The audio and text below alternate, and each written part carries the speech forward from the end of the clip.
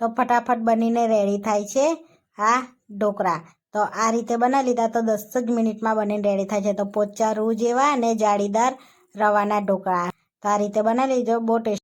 Hi friends, આજે હું share કરીશ તમારી સાથે રવાના ઢોકળા બનાવવાની રેસીપી। તો અહીં આગળ આપણે 1.5 કપ રવો લઈ લઈશું। તો કોઈ બી રવો લઈ શકો છો, ઝીણો કે મોટો, કોઈ બી રવો ચાલે। હવે રવાને આપણે બાઉલમાં લઈ લઈશું। હવે એ જ માપથી આપણે 1 કપ ખાટું દહીં લઈશું। હવે આપણે એની અંદર 1 ચમચી નાની ખાંડ એડ કરીશું। સ્વાદ પ્રમાણે મીઠું એડ કરીશું। હવે થોડુંક પાણી એડ કરીશું અને મિક્સ કરી લઈશું। સરસ એવું બેટર બનાવી લેવાનું છે। પહેલાં થીક બેટર બનાવવાનું છે।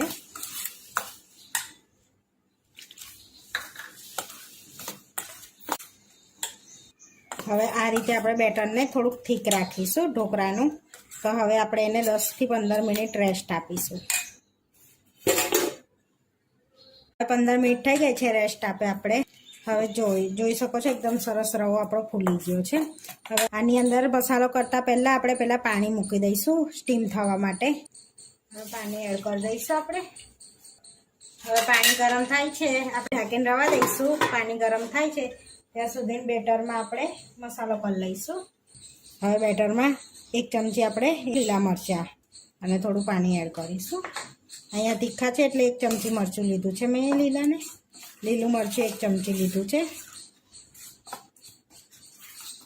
આપણે આ રીતનું બેટર રાખવાનું છે। તો આપણું બેટર રેડી છે ઢોકળા માટેનું। હવે અહીંયા આગળ પ્લેટને પહેલાં આપણે તેલથી ગ્રીસ કરી લઈશું। હવે તેલ લગાડી લઈશું પ્લેટ પર આપણે સરસ એવું બધી બાજુ લગાડી લઈશું। હવે બધી બાજુ આપણે પ્લેટને તેલથી ગ્રીસ કરી લીધી છે। હવે આપણું પાણી ગરમ થઈ ગયું છે તો હવે આપણે 1 ચમચી તેલ એડ કરીશું બેટરમાં। હવે એની અંદર એકદમ નાની ચમચી ઈનો એડ કરીશું અને ઈનાને એક્ટિવ કરવા થોડું પાણી એડ કરીશું। તો તમે આની જગ્યા પર ખાવાનો સોડા બી એડ કરી શકો છો ઈનાના જગ્યા પર। હવે સરસ મિક્સ કરી લઈશું। તો આપણું ખીરું એકદમ આમ ફૂલી ગયું છે, જોઈ શકો છો। તે પ્લેટમાં એડ કરી દઈશું, ગ્રીસ કરેલી પ્લેટમાં બેટરને બધું। હવે એની પર થોડા મરચું સ્પ્રિંકલ કરીશું, ચપટી મરી પાવડર સ્પ્રિંકલ કરી લઈશું। હવે આપણું પાણી ગરમ થઈ ગયું છે। હવે પ્લેટને મેલ દઈશું આપણે સ્ટીમ કરવા માટે। હવે 10 થી 15 મિનિટ સુધી આપણે એને ઢાંકીને સ્ટીમ કરી લઈશું। 10 થી 15 મિનિટ થઈ ગયું છે તો હવે આપણે ચેક કરી લઈશું ઢોકળાને।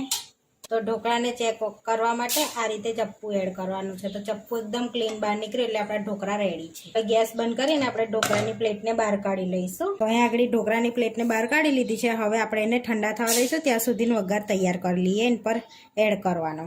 હવે વઘાર એડ કરવા માટે 1 પરી આપણે તેલ લઈશું વઘારિયામાં। હવે તેલને આપણે ગરમ થવા દઈશું। હવે તેલ ગરમ થઈ ગયું છે, 1 નાની ચમચી રાઈ એડ કરીશું આપણે। રાઈને તતડવા દઈશું। હવે લીલા મરચાં કળી લીમડો એડ કરીશું આપણે। ચપટી હિંગ એડ કરીશું। જો હિંગ કરવાથી છે ને વઘારનો ટેસ્ટ સારો આવે છે, ઢોકળા પર એડ કરવાનો।